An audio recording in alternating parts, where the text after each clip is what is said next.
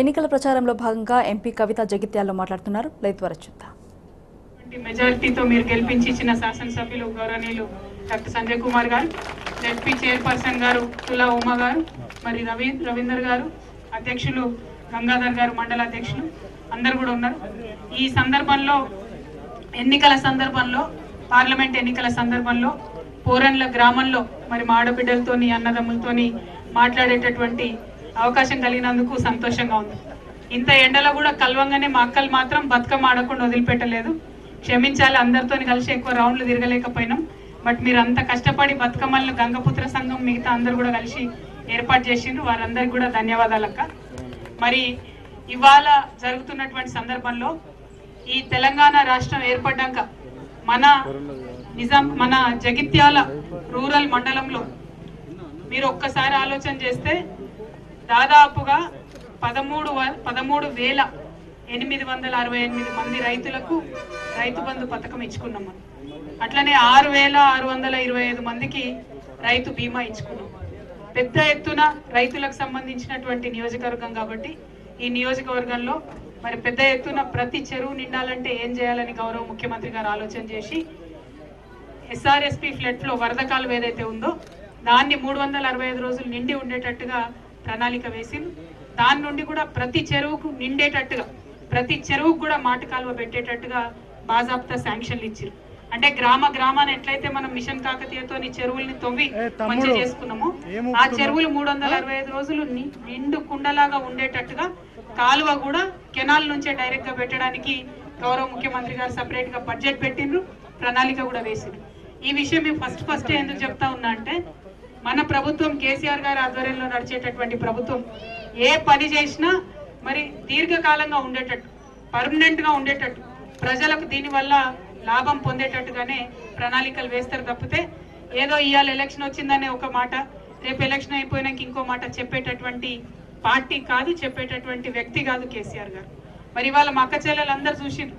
మొన్న డాక్టర్ సంజయ్ అన్న గారు ఎన్నికకు వచ్చినప్పుడు ఒక మాట చెప్పినాం, ఇవాళ మీ అందరికి 1000 రూపాయల పెన్షన్ వస్తుంది, ఎన్నికైన తర్వాత 2000 వస్తుందని చెప్పినాం. పెన్షన్ చెప్పినట్టుగా ఎన్నికలకు మధ్యలో కేవలం 10-15 రోజులే టైం ఉండే.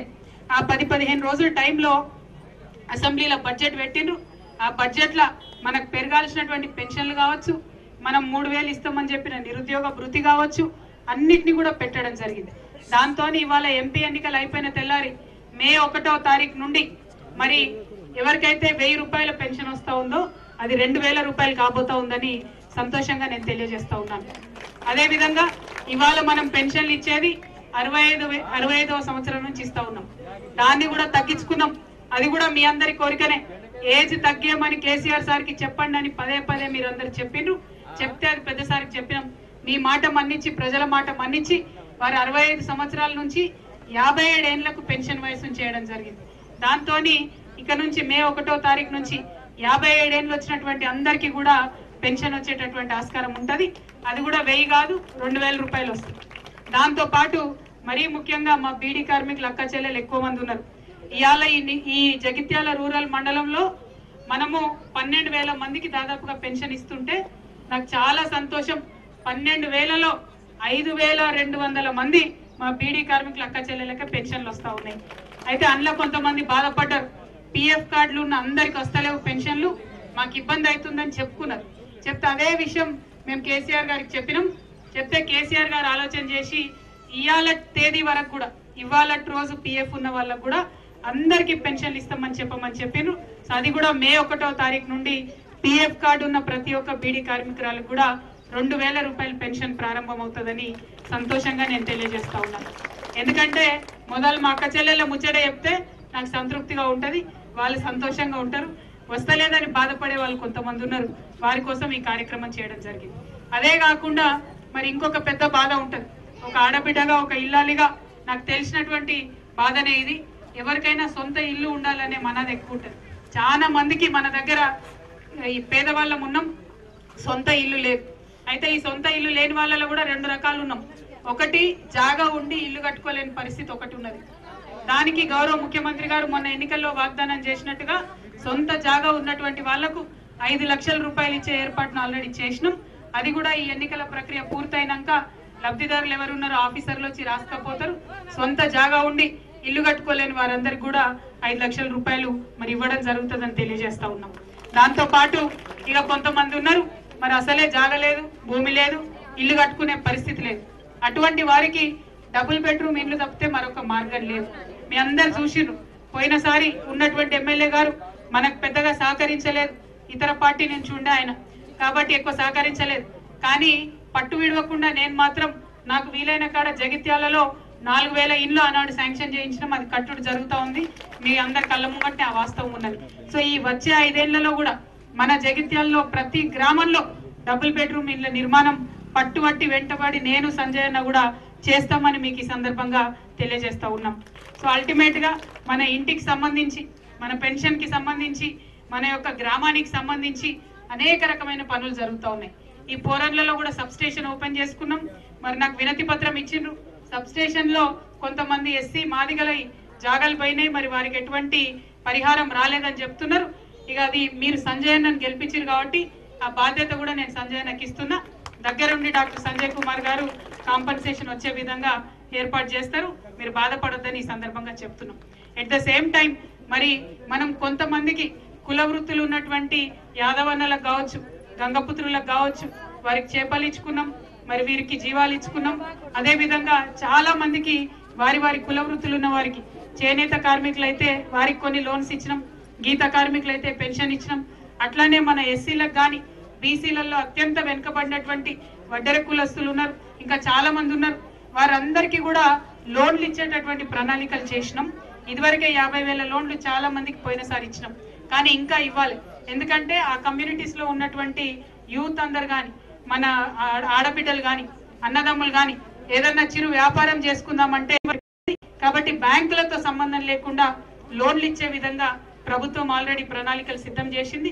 మీరందరూ కూడా ధైర్యంగా ఉండాలి. ఈసారి అన్ని లోన్లు కూడా ఇంకా పెద్ద సంఖ్యలో వస్తాయని చెప్పి మీ అందరికి కూడా నేను మనస్ఫూర్తిగా తెలియజేస్తా ఉన్నాను.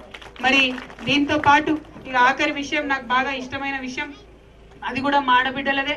మరి డ్వాక్రా గ్రూప్లలో ఉండేటటువంటి మా ఆడబిడ్డలందరూ ఇవాళ ఏం జరుగుతుంది, మనము డ్వాక్రా నుంచి లోన్ తీసుకుంటున్నాం, బ్యాంకు నుంచి వచ్చే లోను దాంతో ఏం చేయాలని అర్థం కాక మనిషింత పంచుకుంటున్నాం. 5-10 వేలు పంచుకొని ఇంటికి తీసుకుపోతాం, వాడుకుంటున్నాం, మళ్ళీ నెల కాగానే బ్యాంకులో కట్టేస్తున్నాం. కానీ దాంతో ₹1 కూడా అదనంగా ఇన్కమ్ అనేది వస్తలేదు, మనకు ఆదాయం అన్నది వస్తలేదు. సో అదనంగా ఆదాయం మనం ఉన్న ఊర్లోనే, మనం ఉన్న చోటనే రావాలంటే ఏం చేయాలి అని చెప్పి గౌరవ ముఖ్యమంత్రి గారు ఆలోచించారు. దానికి రైతులకు పండేటటువంటి పంటలను డ్వాక్రా గ్రూపులకు అనుసంధానం చేసి, డ్వాక్రా గ్రూపులతో వివిధ వస్తువులు తయారు చేయించి అవి ప్రజలకు అమ్మేటటువంటి ఒక ఆలోచన ముఖ్యమంత్రి గారు చేసిండ్రు. మరి ఆ కార్యక్రమం ఈసారి పెద్ద ఎత్తున అమలవుతుంది. కాబట్టి మా ఆడబిడ్డలందరికీ కూడా పెద్ద ఎత్తున ఎంతో కొంత ఇంటికి ఆదాయం మనము సమకూర్చే విధంగా మంచి ప్రణాళిక సిద్ధమవుతా ఉన్నది. ఈ మే 1 తర్వాత ఆ అంశాల పట్ల కూడా పని జరుగుతుంది. నేను కానీ గౌరవ శాసనసభ్యులు కానీ ఎన్ని గ్రామాలు వీలైతే అన్ని గ్రామాలు వస్తాం.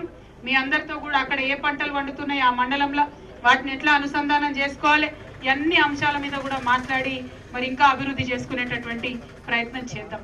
మరి ఇవన్నీ పనులు జరుగుతున్నాయి. ఈ సందర్భంలోనే ఎంపీ ఎన్నికలు వచ్చినాయి. ఎంపీగా ఎవరు ఉండాలి నిజామాబాద్ పార్లమెంట్ నియోజకవర్గం నుంచి అనే దానికి ఇవాళ ఎన్నికలు జరుగుతూ ఉన్నాయి.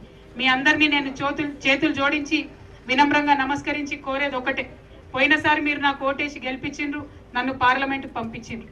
నా శక్తి మేర నేను పనిచేయడం జరిగింది. అయితే పార్లమెంట్లో మన సమస్యలు లేవనెత్తడం కావచ్చు, ఇక్కడ గ్రామాలలో ఉండేటటువంటి సమస్యలు సాటి ఎమ్మెల్యేలతో కలిసి సమన్వయం చేసుకోవడం కావచ్చు, నా శక్తి వంచన లేకుండా పోయిన 5 సంవత్సరాలు నేను పనిచేయడం జరిగింది. మరి మళ్ళీ ఒకసారి మీరు అవకాశం ఇస్తే అదే విధంగా పనిచేసి మీ అందరికీ కూడా ఒక చెల్లెల సోదరిగా అండగా మీతో కలిసి ఉంటానని చెప్పి ఈ సందర్భంగా మనవి చేస్తా ఉన్నాను. అయితే చివరి విషయం, ఒక విషయం మీకు తెలియాల్సిన విషయం, ఈ నిజామాబాద్ పార్లమెంట్ నియోజకవర్గం నుంచి ఇప్పటికీ 11 సార్ల కాంగ్రెస్ పార్టీ అభ్యర్థులు గెలిచిండ్రు, 3 సార్ల టీడీపీ అభ్యర్థులు గెలిచిండ్రు. అంటే మొత్తం ఈ నిజామాబాద్ పార్లమెంట్ పుట్టినప్పటి నుంచి 11 సార్ల కాంగ్రెస్ అభ్యర్థులు గెలిచిండ్రు, 3 సార్ల టీడీపీ అభ్యర్థులు గెలిచిండ్రు, ఒక్కసారి ఇండిపెండెంట్ అభ్యర్థి గెలిచిండ్రు, ఒక్కసారి గులాబీ కండువ కప్పుకున్న నన్ను మీరు గెలిపించిండ్రు. ఈ గులాబీ కండువ గెలిచిన తర్వాత ఈ 5 ఏళ్లలో మరి ఎమ్మెల్యేలందరం గౌరవ ముఖ్యమంత్రి గారి సహకారంతో నిజామాబాద్ పార్లమెంటు నియోజకవర్గంలో అభివృద్ధి సంక్షేమానికి కలిపి 15,000 కోట్ల పైచిలకు మరి అభివృద్ధికి కానీ సంక్షేమానికి కానీ నిధులు తీసుకొని రావడం జరిగింది. ఈ ఒక్క ముచ్చట మీరు గుర్తుపెట్టుకుంటే చాలు. అభివృద్ధి కానీ సంక్షేమం కానీ ఏ పార్టీ ఆధ్వర్యంలో జరిగింది, ఎవరి హయాంలో జరిగిందని మీకు అర్థమవుతుంది. మరి ఎవరు ఎంపీగా ఉండాలని బాగుంటుందో మీరు ఆలోచన చేస్తే తెలుస్తుంది. కాబట్టి మీ అందరినీ కూడా కోరేది ఒకటే, మీరు ఇచ్చిన అవకాశాన్ని నేను సద్వినియోగం చేసుకున్నాను. నియోజకవర్గం పేరు, మీ పేరు, తెలంగాణ పేరు నిలబెట్టే విధంగా వ్యవహారం చేసే ప్రయత్నం చేసినాను. మరి ఇదే ఒరవడిని కొనసాగిస్తాం. మీరు మళ్ళీ ఆశీర్వదించాలని మీ అందరినీ కూడా కోరుకుంటూ మీ దగ్గర సెలవు తీసుకుంటున్నాను. Thank you. జై తెలంగాణ, జై తెలంగాణ. కారు గుర్తుకే, కారు గుర్తుకే. ఒక్క నిమిషం మా అక్కలు చెప్పాలి ఒక్కసారి. కారు గుర్తుకే, కారు